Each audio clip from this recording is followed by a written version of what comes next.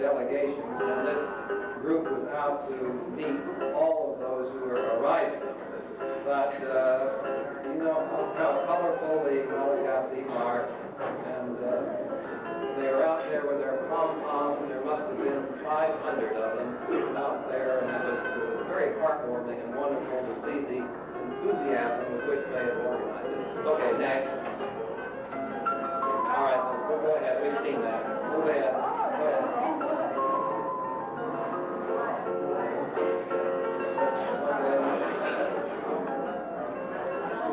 That is the ambassador, Robert Keating, who was an Annapolis graduate and an engineer, but he was brought into the State Department, and he's very excellent, very good. And he was there to receive us. Okay, next.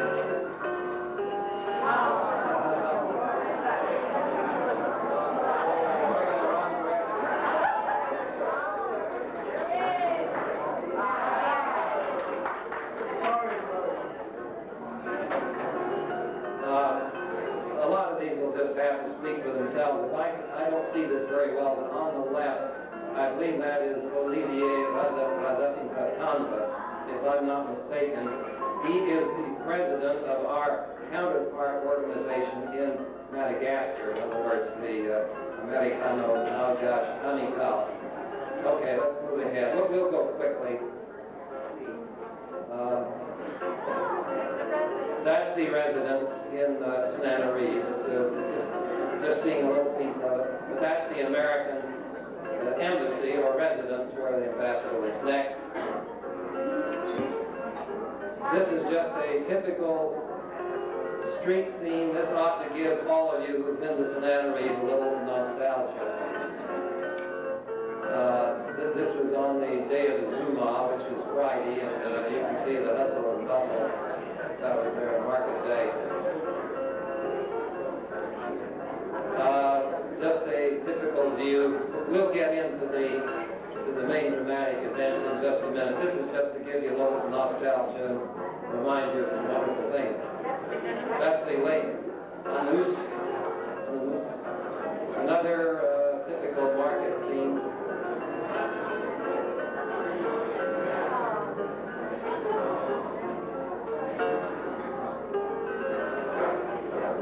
All right, now we're getting into, now hold that just a minute, let me set the stage for this. The big two dramatic events which were held on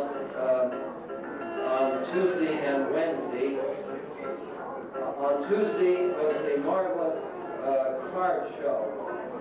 Now you're going to see about 30 of these. We're going to go quickly, but they are important.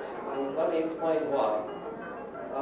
President Ratsiraka was using this as an instrument for conveying messages, not just political messages, but all kinds of messages. For example, this policy of slash and burn, which has been characteristic of African agriculture for, I suppose, 1,000 years or more, and which is absolutely devastating to the ground, to the soil. Madagascar recognizes that problem, and you will see here some propaganda urging them to abandon this slash and burn and to adopt some more rational policies with regard to agriculture.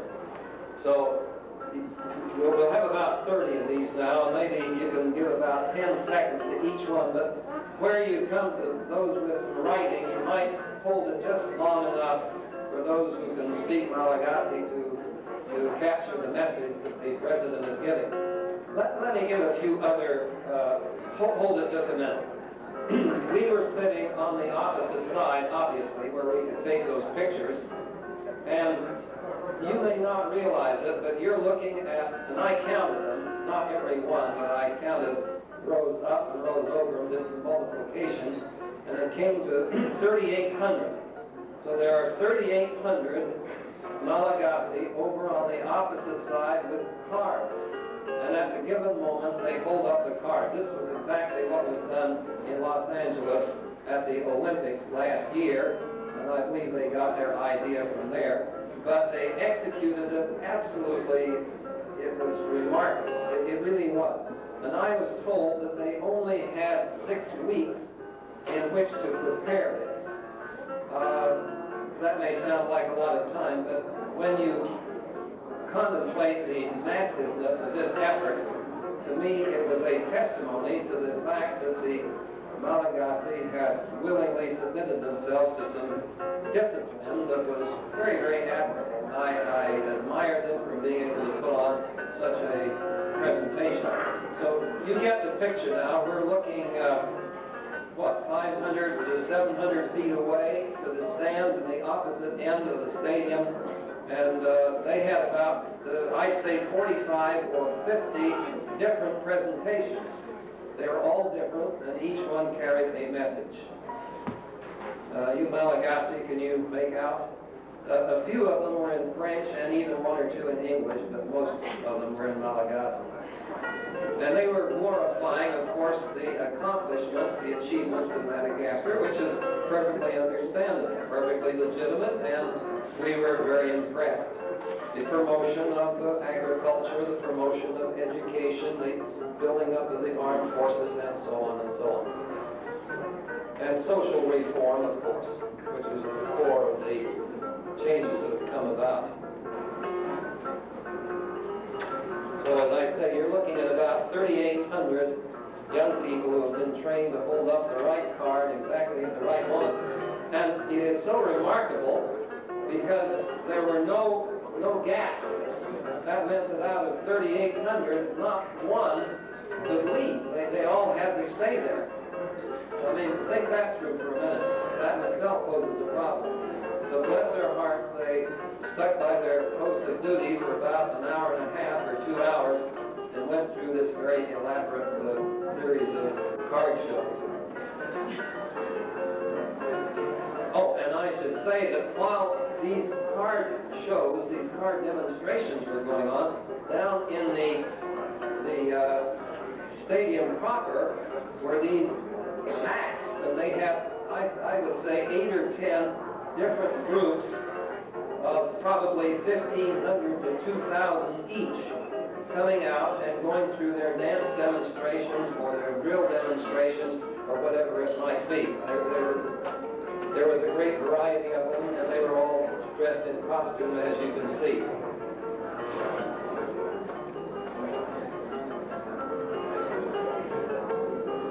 It's obvious that President Ratsiraka was most anxious to put on a creditable show, and he succeeded. He definitely did. All of the visiting dignitaries, the foreigners, were very, very impressed and went away giving Madagascar high marks for its performance. I might add that Miss Madame Mitterrand, the wife of President Mitterrand, was the guest of honor. She sat next to the president, and Mrs. Ratsiraka was in the stand.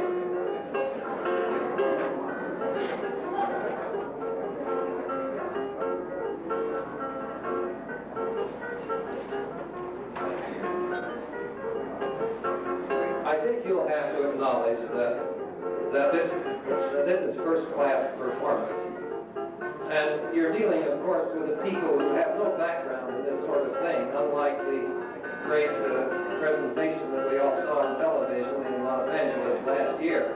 There were probably 150 years of practice and tradition for that, but in Madagascar, as far as I know, they have absolutely no background in this sort of thing. So they really have to be admired and congratulated for a very splendid demonstration that they put on. There we've got part of it, at least in French. Merci and thank you. They've got all 3 languages wrapped up in one.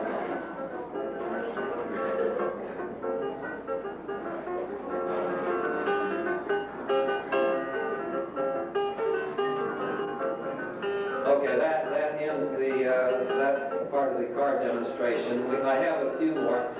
As part of hold that just for a minute while I explain this.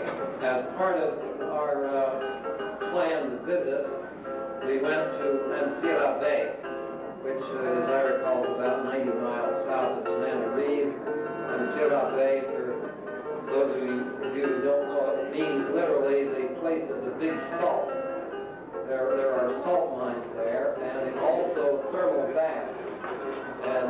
Years ago, those thermal baths were very, very famous.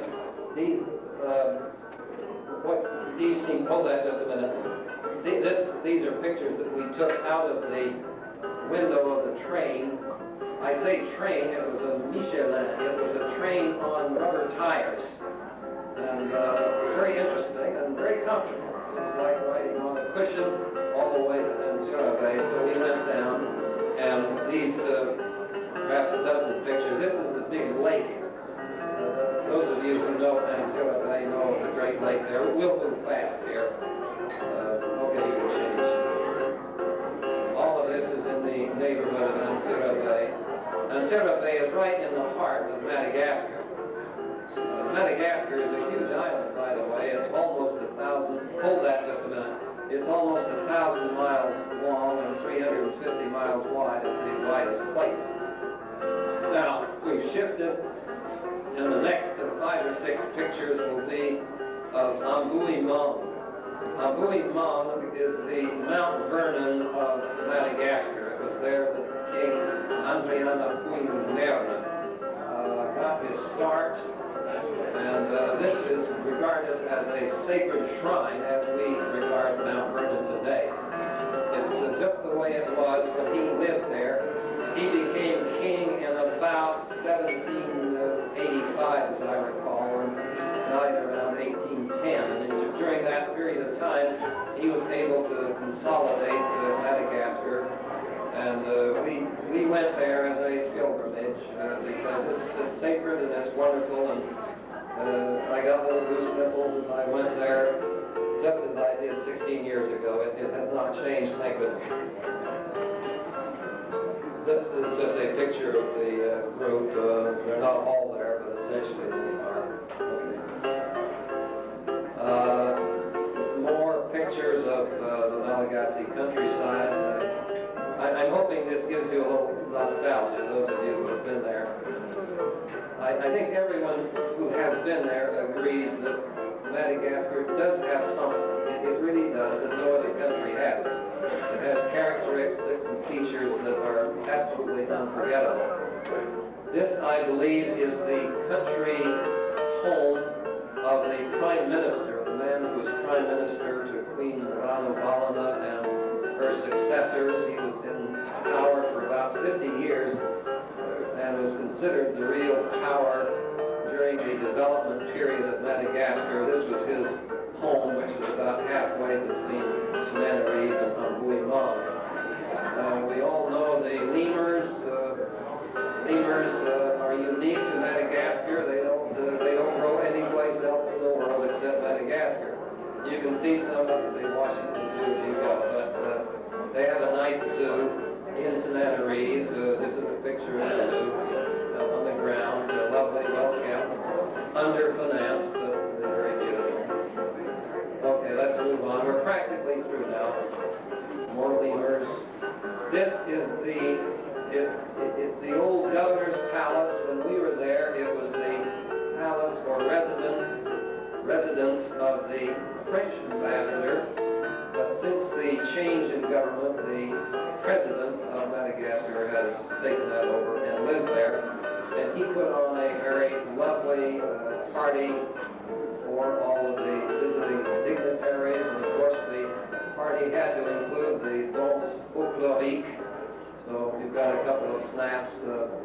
Again, nostalgia. You have to see these dances to really appreciate them. But it put a lump in my throat as I saw them.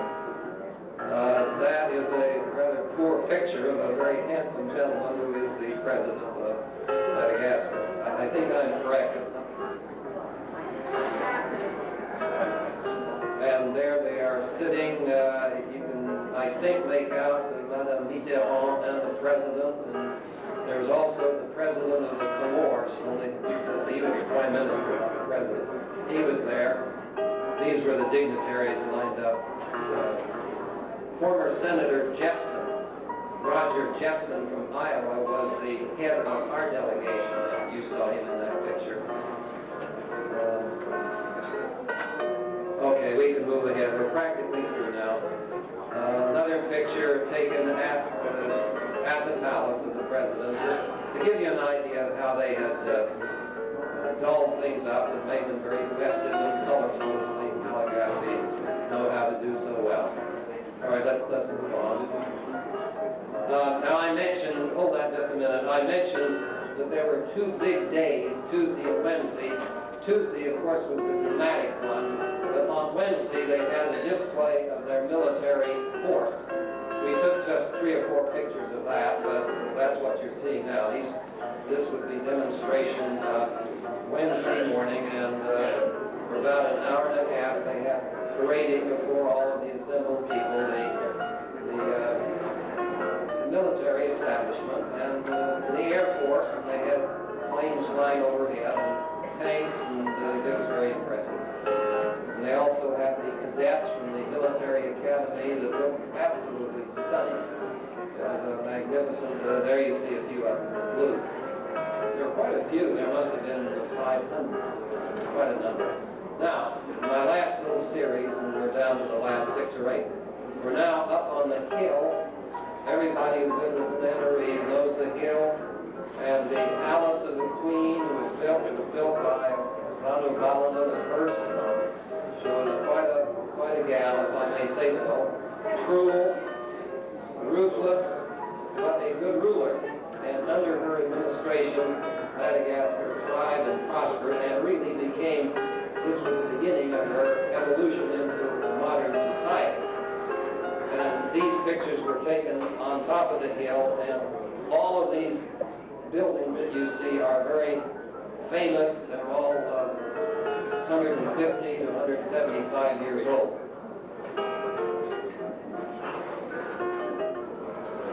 Well, we've seen that one there. There are about 3 more.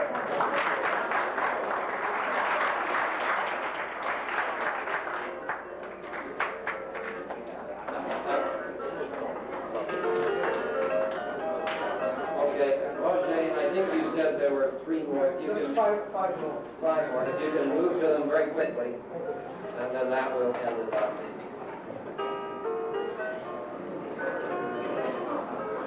Okay, this again is taken from the hill. It's 350 feet high. It was from this hill that some of the Christian missionaries were thrown off. That was Queen Ranovalana's idea of how to control the foreign population and reduce the foreign influence. They have built on this hill the Church of the Martyrs to commemorate the spot where these missionaries were thrown off the cliff, but you can get an idea. So we're standing, I took these pictures. These are the only ones that my wife did not take. I was standing on the hill, thank you, and looking down and out.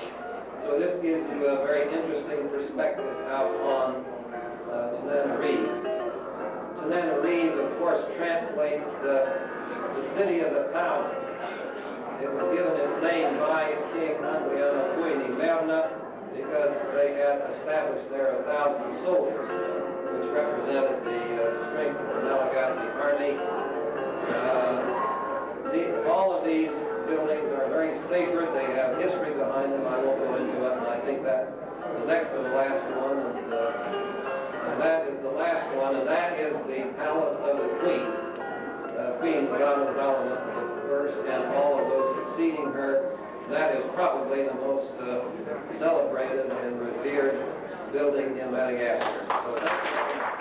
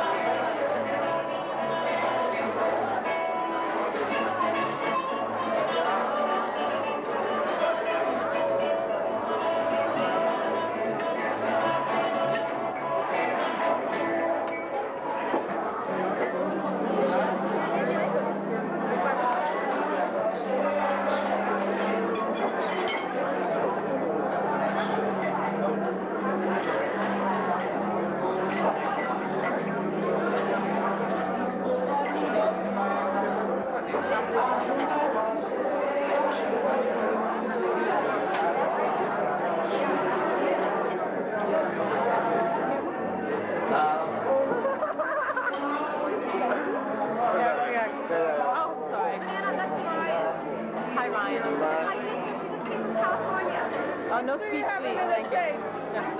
Voilà, voilà, il faut dire, là-bas, là-bas, là-bas. Oui, mais attendez, nous sommes en train de manger.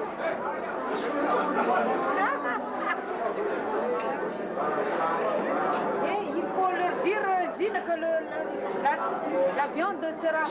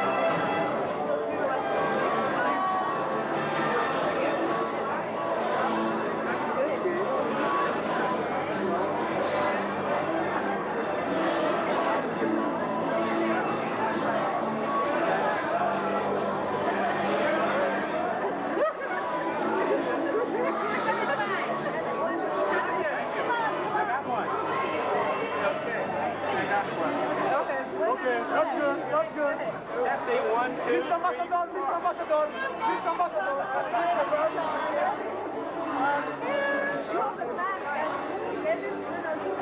Yeah, welcome, buddy. Welcome, buddy. Yeah, okay.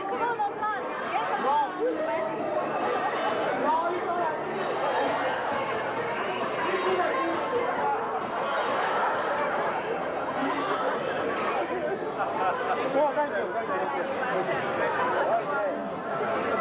Oh, no, you are sorry. I can't stop.